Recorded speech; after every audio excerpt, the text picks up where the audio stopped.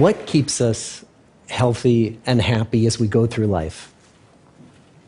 If you were going to invest now in your future best self, where would you put your time and your energy?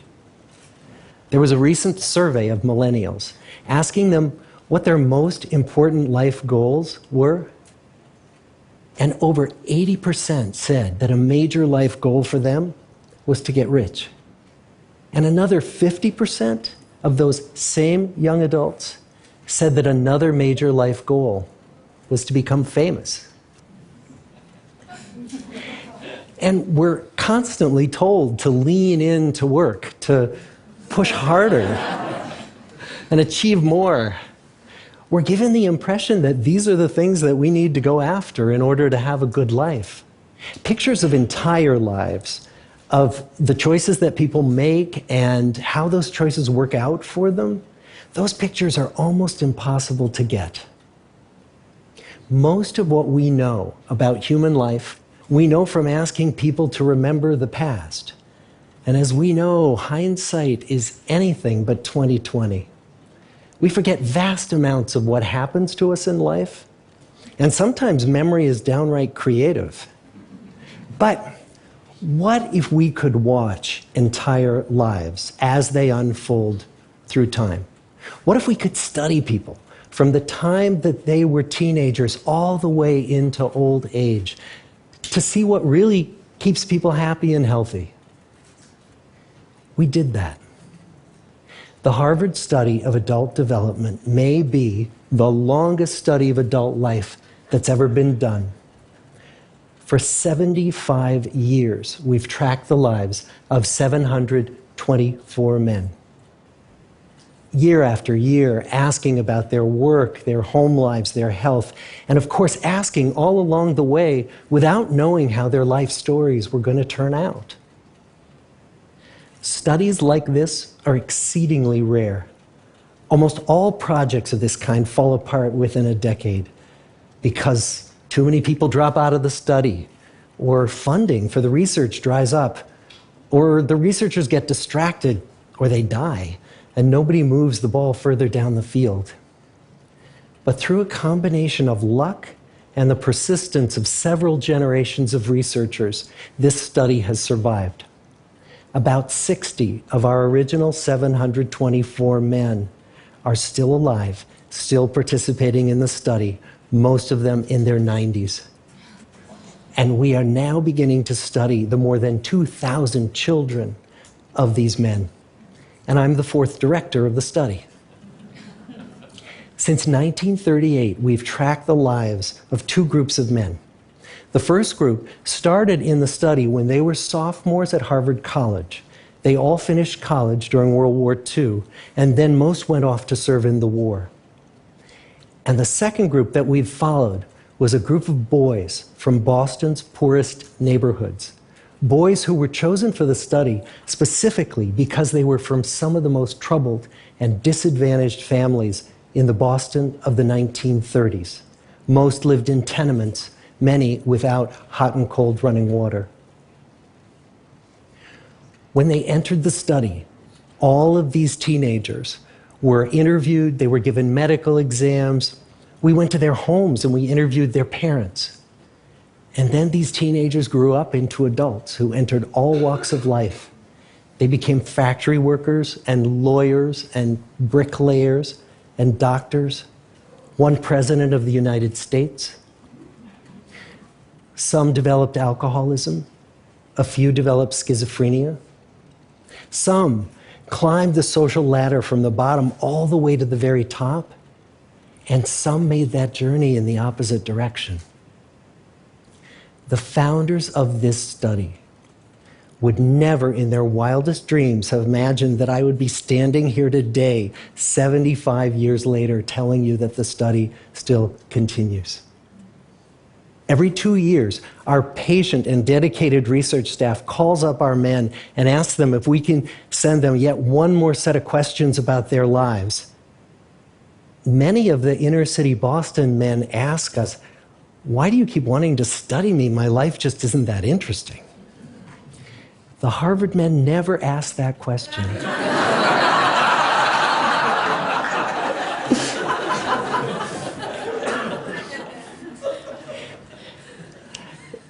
get the clearest picture of these lives, we don't just send them questionnaires. We interview them in their living rooms. We get their medical records from their doctors. We draw their blood. We scan their brains. We talk to their children. We videotape them talking with their wives about their deepest concerns. And when, about a decade ago, we finally asked the wives if they would join us as members of the study, many of the women said, "You know, it's about time." So what have we learned? What are the lessons that come from the tens of thousands of pages of information that we've generated on these lives? Well, the lessons aren't about wealth or fame or working harder and harder. The clearest message that we get from this 75-year study is this: good relationships keep us happier and healthier, period. We've learned 3 big lessons about relationships. The first is that social connections are really good for us and that loneliness kills. It turns out that people who are more socially connected to family, to friends, to community, are happier, they're physically healthier, and they live longer than people who are less well connected. And the experience of loneliness turns out to be toxic. People who are more isolated than they want to be from others find that they are less happy, their health declines earlier in midlife, their brain functioning declines sooner, and they live shorter lives than people who are not lonely.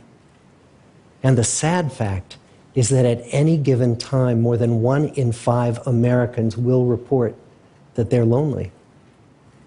And we know that you can be lonely in a crowd and you can be lonely in a marriage. So the second big lesson that we learned is that it's not just the number of friends you have, and it's not whether or not you're in a committed relationship, but it's the quality of your close relationships that matters. It turns out that living in the midst of conflict is really bad for our health. High conflict marriages, for example, without much affection, turn out to be very bad for our health, perhaps worse than getting divorced.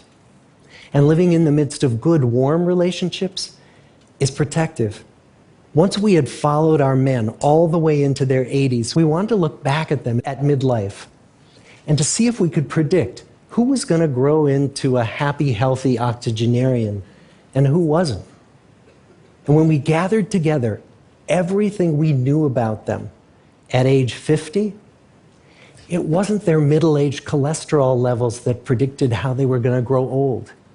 It was how satisfied they were in their relationships. The people who were the most satisfied in their relationships at age 50 were the healthiest at age 80. And good, close relationships seem to buffer us from some of the slings and arrows of getting old.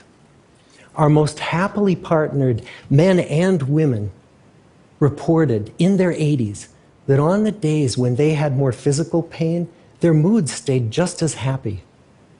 But the people who were in unhappy relationships, on the days when they reported more physical pain, it was magnified by more emotional pain. And the third big lesson that we learn about relationships and our health is that good relationships don't just protect our bodies, they protect our brains. It turns out that being in a securely attached relationship to another person in your 80s is protective. That the people who are in relationships where they really feel they can count on the other person in times of need, those people's memories stay sharper longer. And the people in relationships where they feel they really can't count on the other one, those are the people who experience earlier memory decline. And those good relationships, they don't have to be smooth all the time. Some of our octogenarian couples could bicker with each other day in and day out.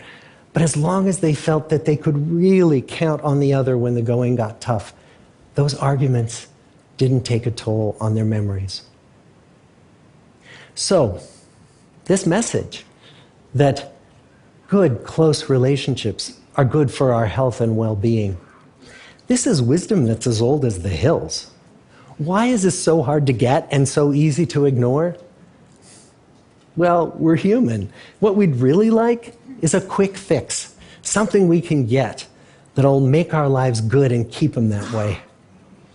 Relationships are messy and they're complicated, and the hard work of tending to family and friends, that's not sexy or glamorous.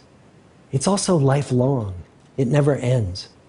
The people in our 75-year study who were the happiest in retirement were the people who had actively worked to replace workmates with new playmates. Just like the millennials in that recent survey, many of our men, when they were starting out as young adults, really believed that fame and wealth and high achievement were what they needed to go after to have a good life. But over and over these 75 years, our study has shown that the people who fared the best were the people who leaned into relationships with family, with friends, with community. So what about you? Let's say you're 25, or you're 40, or you're 60. What might leaning into relationships even look like? Well, the possibilities are practically endless.